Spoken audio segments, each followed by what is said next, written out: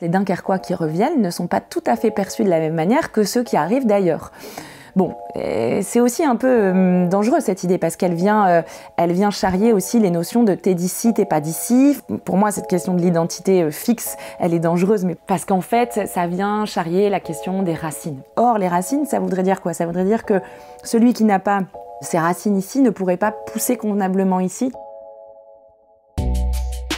Bonjour à toutes et à tous, on est vraiment ravis avec Anna de vous retrouver pour un nouvel épisode de Ciao Paris, le podcast qui booste votre changement de ville et de vie.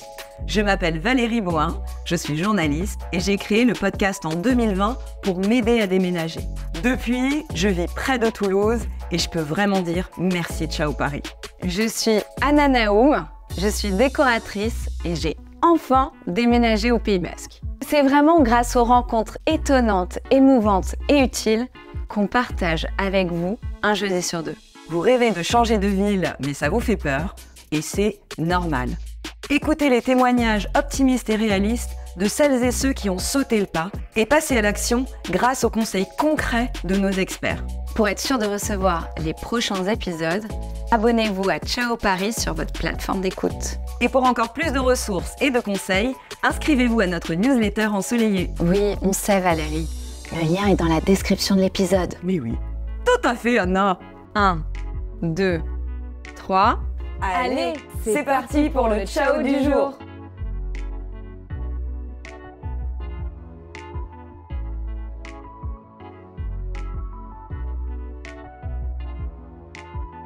Donc vous êtes dans la deuxième partie de ma conversation avec Pauline Rochard, qui est l'auteure de Ceux qui reviennent, quitter Paris pour revenir dans sa région d'origine, paru aux éditions Payot. Si vous n'avez pas écouté la première partie, je vous invite à le faire, c'est l'épisode 84.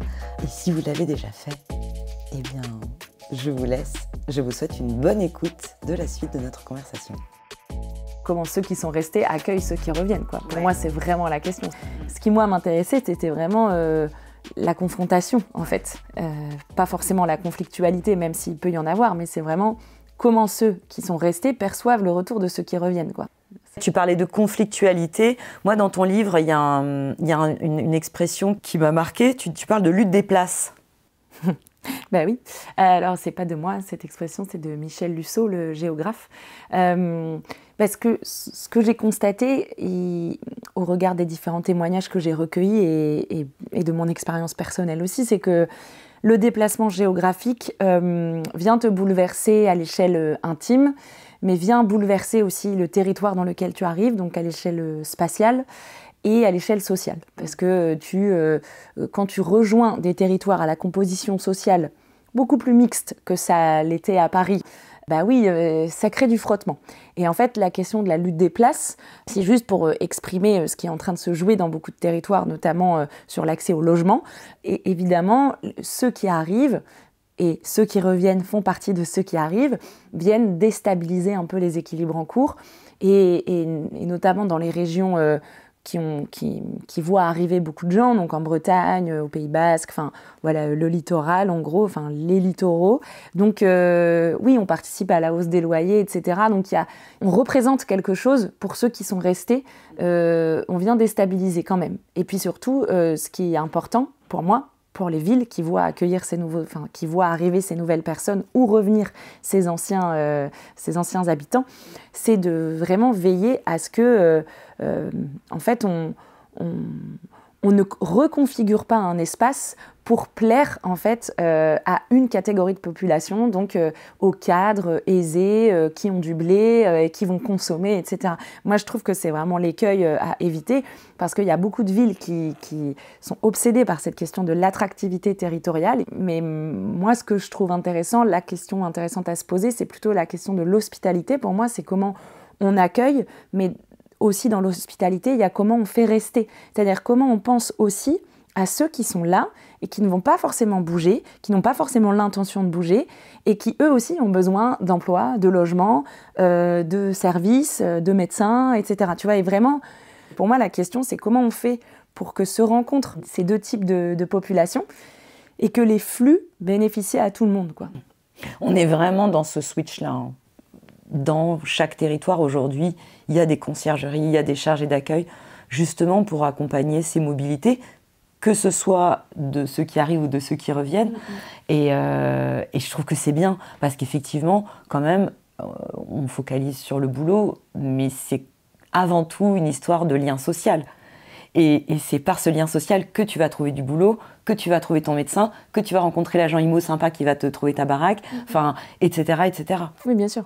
Et en ça, c'est en ça que ceux qui reviennent occupent dans la place, dans l'esprit, pardon, de ceux qui restent une place un tout petit peu différente. Je pense qu'ils bénéficient d'un petit capital confiance parce qu'on les connaît. Ça, c'est ce qu'on appelle en sociologie le capital d'autochtonie. Donc, c'est le fait de pouvoir compter sur un certain, sur du réseau, en fait, tout simplement, quoi, pour faciliter ton entrée sur un certain nombre de marchés. Donc, ça peut être le marché de l'emploi, le marché matrimonial, ça peut être le marché immobilier. Le marché matrimonial, intéressant. Non, mais c'est vraiment ce qu'explique Nicolas Renaï, du coup, dans Les Gars du coin. Le capital d'autochtonie, c'est ça. C'est vraiment l'ensemble des ressources que tu peux mobiliser pour faciliter ton entrée sur un marché. Pour moi, ça m'a vraiment beaucoup travaillé parce que je me suis dit, mais tiens, c'est marrant parce que, en l'occurrence, les Dunkerquois qui reviennent ne sont pas tout à fait perçus de la même manière que ceux qui arrivent d'ailleurs.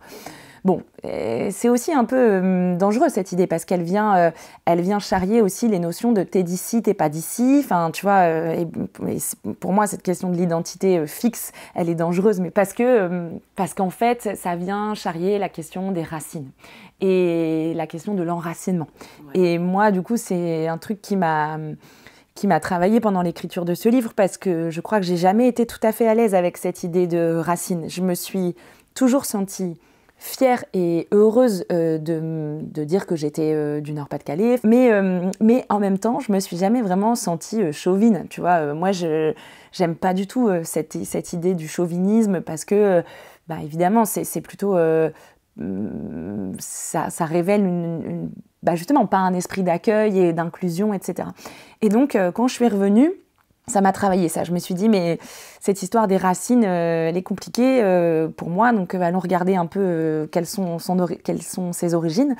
Et effectivement, la question des racines, le registre des racines, il a été vraiment popularisé au début du XXe siècle par notamment Charles Maurras, un politicien d'extrême droite, antisémite. Voilà. Et donc c'est lui qui a vraiment mis dans l'espace public et politique cette idée du registre des racines, qui est aujourd'hui largement repris par l'extrême droite française. Donc quand on entend des choses comme français de souche, par exemple, etc., la souche, tout ça, c'est la même métaphore des racines. Or, les racines, ça voudrait dire quoi ? Ça voudrait dire que celui qui n'a pas ses racines ici ne pourrait pas pousser convenablement ici. Il n'aurait pas assez de ressources pour s'intégrer, etc. Donc, c'est quand même plutôt dangereux, cette idée-là. Et en fait, moi, pendant l'enquête, j'ai lu un petit livre qui m'a vraiment réconciliée avec cette idée de racines. C'est la philosophe Joëlle Zask qui a écrit un petit bouquin qui s'appelle « Se tenir quelque part », qui est très beau et elle explique en fait, elle explique qu'on peut être attaché à un lieu sans forcément être enraciné vraiment, mais en étant, elle prend plutôt la métaphore du lestage. Donc tu sais, quelque chose qui leste, ça t'ancre, mais en même temps, c'est pas figé, quoi. T'es pas prisonnier de la terre comme les racines. C'est ça. Et puis potentiellement, ça veut dire que ta place, elle est mouvante. La question, c'est vraiment de comment on pense l'appartenance à un lieu, à un territoire, en n'étant pas exclusif, tu vois, et en étant accueillant. Et pour moi, du coup, c'est quand même hyper important quand on parle des territoires aujourd'hui. On peut se revendiquer de quelque part, mais il faut savoir accueillir et faire de la place à l'autre, à l'étranger, en fait, de manière générale, quoi. Mais l'étranger, ça peut être l'émigration d'ailleurs, comme l'immigration des gens qui viennent d'autres villes en France. Cette histoire de racines, vu le contexte politique et la montée du repli sur soi, je la trouve fondamentale. C'est là où le choix des mots, le poids des mots. Et moi, j'utilisais beaucoup cette métaphore des racines et à la fois, ça me faisait un peu me sentir hors sol, quelque part. Tu vois, c'est-à-dire que quand tu cherches ta place, quand tu déménages, etc., c'est une manière de chercher sa place. Et donc, quand tu es sur cette métaphore des racines, c'est plus difficile. Alors que, et tout à coup, j'ai complètement revisité, grâce à toi et grâce à ce passage dans ton livre que je trouve hyper intéressant. Enfin, tu vois, à la fois pour soi, pour nous tous qui vivons ça, et à la fois aussi sociétalement. Mais oui, mais parce que pour moi, en fait, cette histoire des mobilités territoriales, ou de ce besoin d'ancrage, au contraire, parce que je parle aussi de ceux qui ont choisi de rester dans le livre et qui sont fiers de ça et qui sont contents de ça. Et en fait, tu vois, c'est un peu facile de plaquer des intuitions en disant « Ah, ceux qui ont choisi de rester, ils sont plutôt, du coup, très enracinés et du coup, potentiellement pas très accueillants et ils voient l'altérité comme une menace. » Tu vois, ça, c'est des raccourcis très faciles à faire. Alors qu'en fait, moi, les gens que j'ai rencontrés, c'est pas du tout le cas. En fait, ils vivent, en fait, dans cette espèce de nuance, c'est-à-dire qu'ils se sentent vraiment appartenir à leur territoire, ils aiment leur paysage, ils aiment leur région, etc. Mais justement, ils ne le revendiquent pas, ils le crient pas haut et fort. Enfin, la question des racines, elle devient problématique quand tu l'affirmes et quand tu la revendiques.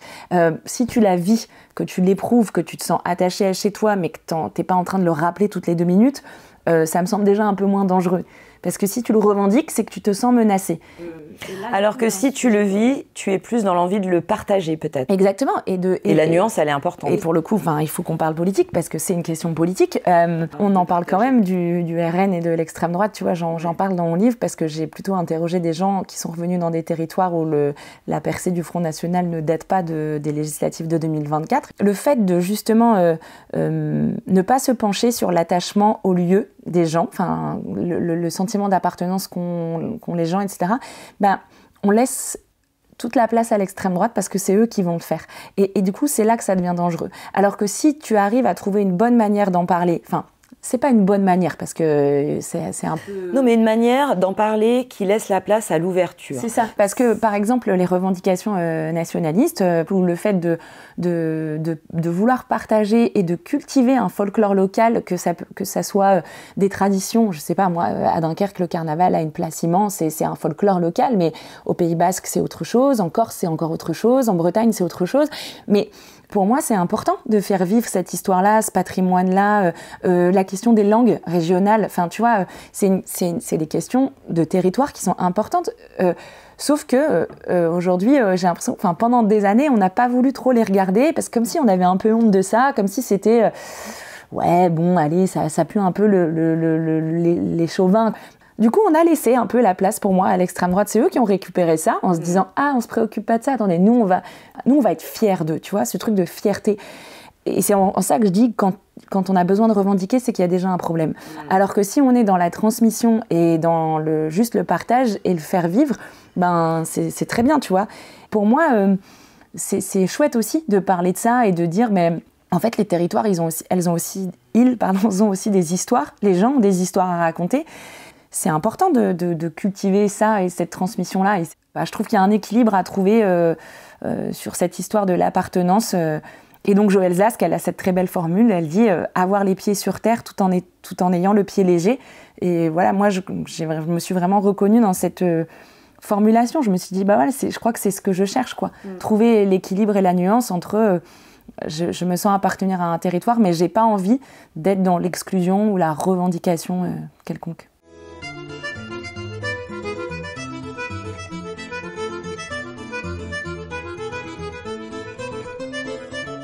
C'est quoi les points de friction, justement, entre ceux qui reviennent et ceux qui sont restés? Les points de friction qui peuvent advenir, ça concerne surtout des différents modes de vie, différentes visions du monde. Évidemment, ceux qui ont bougé sont plutôt des gens, majoritairement, qui ont fait des études supérieures. Et donc, ceux qui sont revenus, tu vois, moi, les gens qui sont revenus, c'est plutôt des diplômés. C'est plutôt de Bac+2 à Bac+5. Et donc, quand ils reviennent... Ils ont choisi de revenir, quoi. C'est pas, ils reviennent pas par contrainte. Et donc, de fait, ils ont, moi, ce que j'appelle un certain pouvoir social. Ils ont le pouvoir de reconfigurer ou pas le territoire. Et donc, potentiellement, ils peuvent représenter une forme de menace pour ceux qui sont restés. Ça doit se faire vraiment avec beaucoup de délicatesse et d'humilité, je crois, ce retour. C'est-à-dire que pour justement ne pas arriver en disant moi, en fait, j'ai envie que ça soit comme ça et j'ai besoin de retrouver mes repères de Parisiens ou de personnes qui ont vécu dans la grande ville, etc.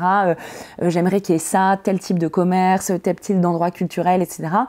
Je veux mon chai latte. Ouais, voilà, tu vois, exactement. Non, mais c'est vrai, c'est un peu la caricature, mais tu vois, bon, eh ben, ça, si tu fais ça, effectivement, tu risques de pas être très bien accueilli. Et les points de friction, moi, que j'ai observés, c'est plutôt, justement, quand on parle de sujets sociétaux, donc ça peut être des questions comme le féminisme, l'écologie, le rapport à la voiture, etc., parce que ton rapport à ces sujets-là dépendent beaucoup de ton niveau de diplôme, de ton expérience du travail. Est-ce que tu as une expérience du travail plutôt contrainte ou est-ce que tu as une expérience du travail plutôt très libre et est-ce que tu as beaucoup d'autonomie dans ton travail, de ton expérience de la mobilité. Est-ce que tu as une expérience de la mobilité contrainte, tu es dépendant de ta voiture, tu es dépendant des TER régionaux ou comme moi, tu prends le TGV 3 fois par mois parce que en fait, tu as envie de le prendre et tu as des clients à Paris. Enfin, on n'a pas du tout la même expérience de la mobilité. Et du coup, moi, ce que j'ai trouvé intéressant dans ce retour, c'est que quand tu commences à parler de ça avec tes amis d'enfance ou les gens que tu rencontres dans le territoire, tu te rends assez vite compte qu'on n'est pas toujours d'accord sur tout. Mais ce qui est intéressant, c'est de comprendre d'où ils parlent, de comprendre quelles sont leurs réalités au quotidien, d'apprendre à écouter avant de vouloir convaincre, tu vois, de dire moi j'ai la bonne manière de penser, moi j'ai la bonne vision des choses. Parce que c'est ça l'humilité en fait. Oui, ça commence par là, par apprendre à écouter, mais c'est vrai que pour moi c'est vraiment un levier, enfin en tout cas c'est hyper important dans ces histoires de retour, quoi. C'est-à-dire que ne pas vouloir arriver en imposant en fait un mode de vie ou une façon de penser, ça veut pas dire que tu veux pas faire changer les choses, parce que en fait j'ai aussi interrogé des gens qui avaient envie de contribuer sur le territoire et qui du coup tu vois ont ouvert je sais pas un resto et du coup ces gens ils ont quand même envie de partager des choses, de mettre à profit leurs compétences, ils ont envie de contribuer et d'agir, donc c'est super, mais il faut trouver la bonne façon de faire, quoi. Et du coup c'est vraiment une histoire d'équilibre, d'arriver à te dire bon, qu'est-ce que je peux apporter tout en sachant conserver ce qui existe déjà, de partir de ce qui existe en fait, et de ne pas penser qu'il n'y avait rien avant que tu arrives, quoi.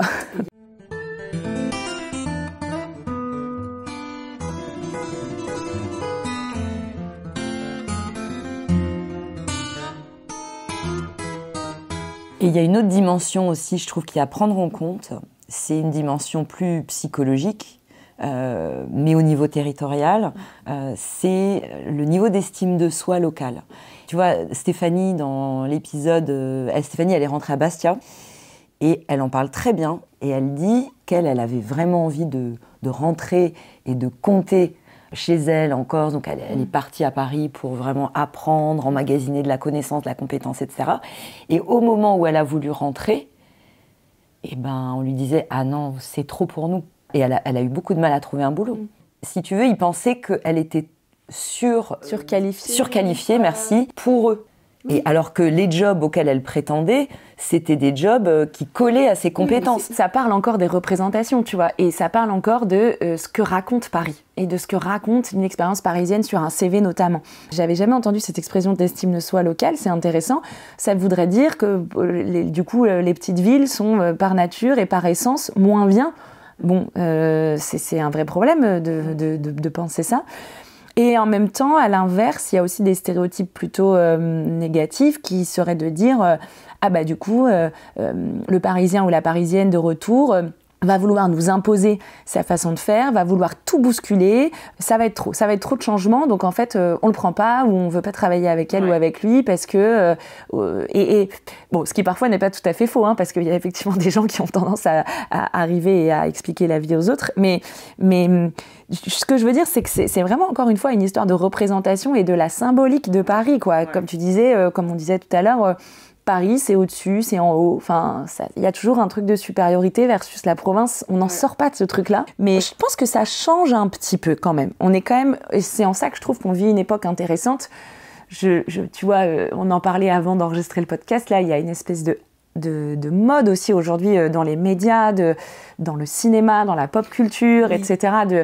On parle de plus en plus, alors je remets des guillemets, des territoires. Il y a une forme de revanche des territoires, je ne sais plus quel journaliste disait ça. Bon, du coup, je pense quand même qu'il y a un mouvement de fond et ça pourrait peut-être participer, comme tu dis, à redorer un peu l'estime de soi locale. Je trouve que quand même, c'est plutôt très positif, quoi, tout ça. Enfin, tu vois, moi, je trouve que de voir des films comme 20 dieux au cinéma qui parlent du Jura, comme Enfant phare qui parle de ma région à moi, où en fait, on n'est justement pas dans un regard misérabiliste ou c'est pas Paris qui regarde la province, quoi. C'est pas du tout ça l'intention de ces réalisateurs. Et moi, je trouve ça vraiment super. Et en plus, Enfant phare, c'est un vrai succès populaire parce que parfois, on a tendance aussi à dire que ces films de territoire sont des films d'auteur, tu vois, un peu de niche. Ou alors complètement populaire, et alors c'est les tuches, et voilà, et soit c'était trop populaire, soit trop intello. Et moi, je crois qu'aujourd'hui, il y a des propositions et des films qui arrivent à s'extraire un peu de cette... tu vois, de ces polarités-là. Et je trouve que c'est vraiment intéressant.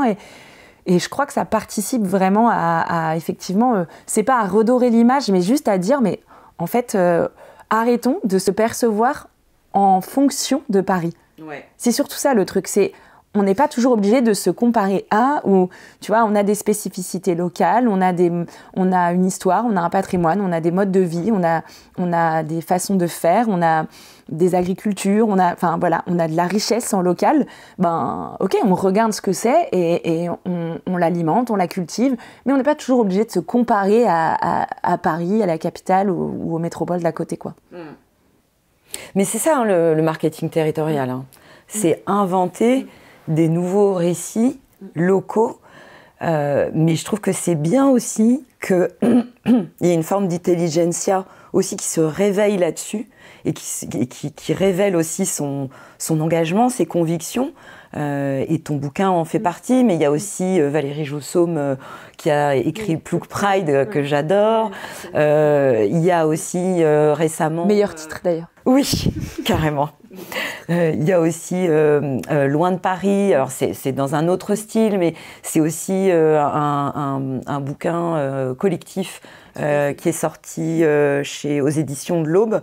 Et c'est Salomé Berliou et Félix Assouli qui ont recueilli une quarantaine de témoignages de gens qui sont en province. Alors je sais plus comment dire maintenant, tu vois, je suis très emmerdée avec cette histoire. Oui, mais j'aime pas en province et j'aime pas en région, donc bon, bref. Et donc du coup, ils ont localement recueilli une quarantaine de témoignages pour aussi raconter autre chose. Et donc là, je trouve que dans les mentalités, il y a vraiment un endroit où c'est en train de bouger et c'est déjà un premier step. D'abord, ça se fait dans la tête. Si ça se fait pas d'abord dans la tête et dans l'évolution des représentations, etc., voilà, derrière, ça va. Il y a plein de choses qui vont suivre. Ouais, mais je pense qu'on en est au tout début. Enfin, moi, j'aimerais vraiment regarder ce que ça va produire, tu vois, et je suis vraiment curieuse de voir si dans 10 ans, est-ce que les jeunes de ces territoires-là, tu vois, vont davantage rester? Parce que pour moi, c'est ça aussi c'est pour ça que je disais tout à l'heure, la question de l'hospitalité, c'est accueillir, mais aussi c'est faire rester. C'est-à-dire comment on fait en sorte que les gens aient de l'emploi en cohérence avec leurs aspirations, avec ce qu'ils ont envie de faire. Et il faut... Tu vois, aujourd'hui, on est quand même dans des configurations où si tu veux faire un certain nombre de métiers, tu es obligé de passer par Paris ou par les grandes villes, etc. Et je trouve que vraiment la réflexion qu'on devrait mener, c'est cette possibilité d'avoir le choix, en fait, partout où tu habites. Et je dis pas que la mobilité c'est pas bien, au contraire. Enfin, moi, bien sûr que je suis hyper contente à titre personnel d'avoir bougé, d'avoir vécu cette trajectoire-là. Mais je trouve que l'enjeu c'est aussi d'offrir des possibilités, plus de possibilités en local, tu vois, pour ceux qui sont déjà là aussi, quoi. Eh bien, Pauline, je vais te dire un seul truc.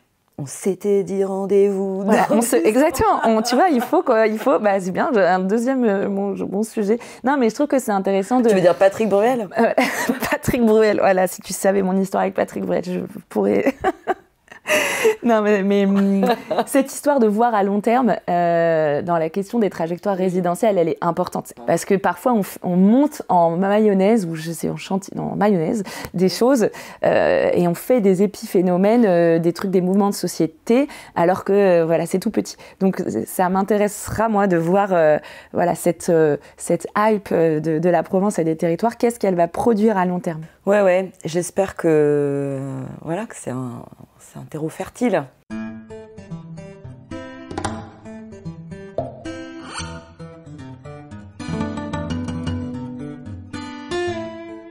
Ouais. Qu'est-ce qu'on peut te souhaiter pour l'avenir, pour la suite? Toi, tu dirais quoi? Justement, moi, j'aime bien l'idée que tout est mouvant, que en fait, il faut savoir saisir les opportunités. Et moi, tu vois, ce livre, c'est un peu ça. C'est que j'ai vécu quelque chose très personnel, très personnellement, et j'ai décidé d'aller interroger d'autres personnes et d'en faire un objet qui questionne des sujets plus sociaux et plus sociétaux. Et j'ai l'impression que c'est un peu comme ça que je fonctionne tout le temps. Donc, dans 10 ans, je sais pas, continuer à observer les gens qui m'entourent et à comprendre ce qui se passe, quoi. Si je peux continuer à faire ça, ça serait très bien. Que ce soit à Dunkerque ou ailleurs, d'ailleurs. De la curiosité, de l'ouverture, du lien. Voilà, c'est ça. Moi, je dis ciao Paris. Et toi, Pauline, tu dis quoi? Moi, je dis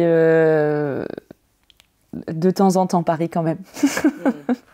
J'aime bien y revenir et j'aime bien naviguer, en fait. Moi, j'aime bien naviguer entre des différents lieux et différentes villes. Donc, moi, ce que je souhaite à mes enfants, c'est qu'elles ne soient pas forcément obligées d'aller à Paris si elles en ont envie, c'est super. Mais tu vois, je trouve que justement, ce qu'il faut réussir à travailler, c'est l'égale distribution des richesses et de l'enseignement supérieur et de la culture. Et c'est quand même le mouvement plutôt vers lequel on a envie de tendre, plutôt de la décentralisation et plutôt de renforcer en local l'accès à la culture, etc. Donc non, j'ai pas très envie d'être dans un modèle où on soit obligé d'aller en métropole pour ça. Maintenant, c'est vrai que c'est plutôt l'état actuel des choses, mais... Et alors, ça veut dire quoi quand tu dis je dis ciao Paris et en même temps j'y reviens? C'est juste que aujourd'hui, c'est comme ça. Mais parce que c'est lié à mon début de vie professionnelle. Mais c'est vrai que moi, ce que j'aime, c'est rencontrer des gens différents. Et donc là, je dis que j'aime bien aller à Paris parce que ça me permet d'avoir du lien avec des entourages et des sphères différentes. Mais ça serait pareil à Lille, à Rennes ou à Toulouse, je pense... Pour moi, le besoin d'ancrage, il est complètement conciliable avec la mobilité, en fait. On peut être ancré quelque part, s'investir quelque part, tout en ayant l'envie parfois et la possibilité de s'échapper. J'aime bien cette idée de pas de place fixe. Merci beaucoup d'avoir écouté cette conversation. J'espère sincèrement qu'elle vous a été utile et vous a plu. Pour être sûr de recevoir les prochains épisodes, abonnez-vous à Ciao Paris sur votre plateforme d'écoute. Et pour encore plus de ressources et de conseils, inscrivez-vous à notre newsletter ensoleillée. Le lien est dans la description de l'épisode. Avec Anna, on vous retrouve jeudi dans 2 semaines pour une nouvelle histoire. Et d'ici là, venez nous faire un coucou sur Insta, @Ciao Paris le podcast, tout attaché. Ciao, c'est I-A-O. Allez, ciao. Ce nouveau départ a été produit et réalisé par Valérie Bohin. Montage et mixage par Emmanuel Charret, Skoll Prod. Direction artistique et logo Ciao Paris, Anna Naoum.